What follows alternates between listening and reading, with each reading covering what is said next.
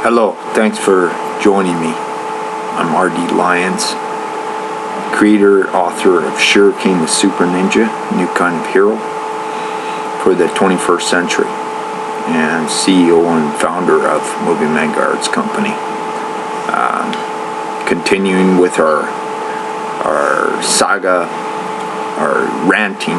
I wouldn't say it's really a rant, it's just a name, I just rant, but holy shit, last time I gotta apologize for my first introductory rant. I was quite zombified at that time. I looked like I came off the set of The Walking Dead or something, and was not impressed with that, but I think I was half asleep because I do work night shift in my secular work. I have other things that gotta pay the bills, bread and butter for now, but I got bigger aspirations than that. So the reason why we're talking today is what's going on in the Vatican right now with the Pope being selected for a new Pope and a new direction with the Catholic Church through conclave and everything, but I don't want to really focus on that too much. But you know what I really want to talk about is religion and the alien connection, and I really do see an alien connection. When we really think about like spirits, demons and angels and things like that, I think they're one of the same. They're a spiritual entity. They're not of this earth, so they're extraterrestrial. And I don't know if you're familiar with a guy named S.A.G.A, but I think he had it really close, the way things really happened. Way back, 5,000 years ago or so in Egypt, when these sky gods, or Anunnaki, which really means the fallen ones, they came down and they helped the humans at that time, the prehistoric humans or the ancient humans, to learn or teach them how to do certain things that were virtually impossible at that time, like move like rock, limestone that weighs hundreds of thousands of tons, and scientists try to rationalize that they could make some sort of truck with wheels, wooden wheels or something, to move that kind of shit. But no, really, actually, when you think about it, it does make sense, because if it was an alien connection, they would teach them how to kind of alter or transform that matter so that it was weightless or very light. And I could see how they'd be able to do that.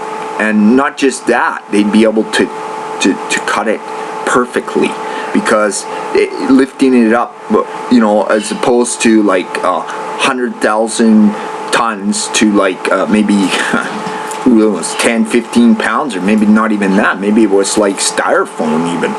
So I mean, that's the thing about it. Like, it's really quite amazing, these mysteries. And even as a kid, like even since I was a kid, I knew there was some sort of alien connection with religion.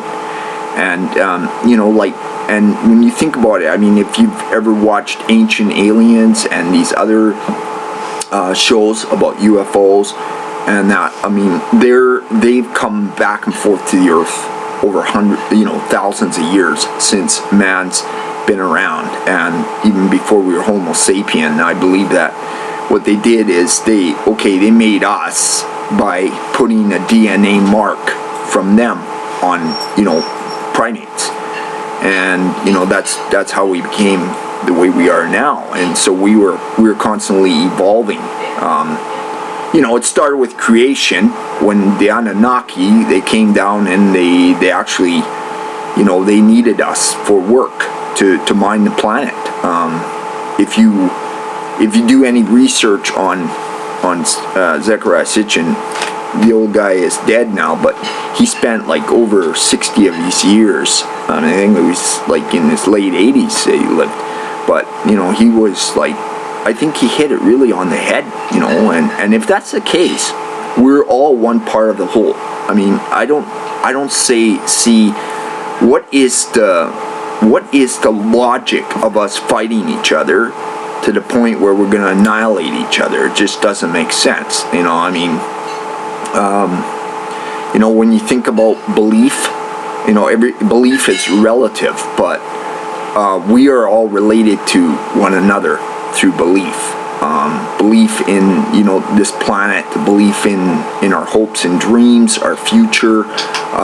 We have to really start being more in harmony than trying to annihilate one another. I mean, it's crazy. I mean, when you think about these hot spots around the earth, it just pisses me off that, like, for example, in North Korea, this Kim Young-chung, or whatever the fuck his name is, I mean, excuse my French, but I'm pissed off at this guy. I mean, he's trying to, like, threaten the USA with a preemptive nuclear strike. I mean, and he's got these thousands of death camps. They're labor camps where they basically starve people to death. I mean, they work them to death, and so they are death camps. I mean, they broke probably every human right rule in the book, but really, I mean, they should just take this guy out. I mean, if he's not going to play ball with the rest of the international community before he gets too dangerous, and he starts something that is going to be mutual assured annihilation, mutual assured destruction for everybody concerned, that just doesn't make sense to me. It's just absolute ludicrous for him to continue on, and somebody like Dennis Rodman going over there and saying the guy, he's a friend for life. Is he fucking kidding me? I mean, this guy is like dangerous, so dangerous. And think about another guy in Syria that's actually emptying the country, like he's committing genocide. And I mean, how long is the international community gonna let this guy just kill women and children in the thousands? I mean, they're going, it's like over 70,000 people, civilians, have been killed in this war now.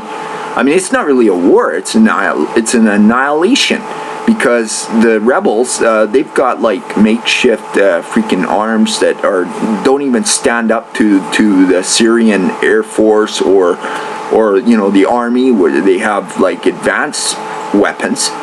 But is the USA or NORAD going to wait for this guy to start using his chemical weapons? I mean, he is, in my books, he is 100 times worse than Saddam Hussein, because Saddam Hussein just, he exterminated 5,000 Kurds. Okay, he exterminated them, but that was just a limited event.